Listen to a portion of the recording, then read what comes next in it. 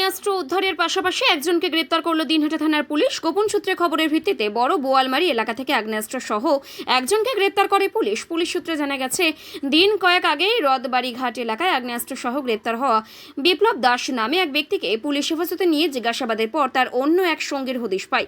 এরপরে গোপন সূত্রে খবরের ভিত্তিতে ছোট বোয়ালমারি এলাকার বাসিন্দা মুর্শিদ আলম ওরফে সোহাগ নামে এক ব্যক্তিকে বড় গোয়ালমারি এলাকা থেকে পুলিশ গ্রেপ্তার করে। সোমবার রাতে দিনহাটা থানায় এই নিয়ে সাংবাদিক বৈঠক করেন দিনহাটা মহকুমা পুলিশ আধিকারিক ধীমান মিত্র। তিনি কি জানিয়েছেন শুনুন।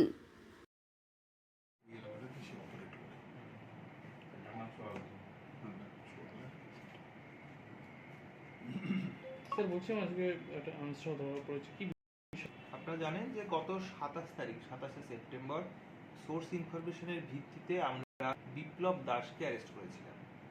এরপর তাকে আমরা রিমান্ডে নিই, পুলিশ রিমান্ডে, এবং পুলিশ রিমান্ডে নেওয়ার পর জিজ্ঞাসাবাদে জানতে পারি তার আরেক সহযোগী মুর্শিদ আলম এলায়েস সোহাগের কথা। তার বাড়ি ছোট বোয়ালমারি, কিন্তু মেনলি তার কর্মকাণ্ড ছিল বড় বোয়ালমারিতে। আমরা সেখানে সোর্স ইমপ্ল্যান্ট করি এবং তার খবরাখবর নিয়ে আজকে কটার সময় হলো? আজকে এই তো 6:30 পৌনে 7। আজকে 6:30 পৌনে 7টার দিকে বড় বোয়ালমারি থেকে একটি আর্মস এবং 1 রাউন্ড অ্যামিউনিশন অর্থাৎ গুলি সমেত তাকে অ্যারেস্ট করা হয়।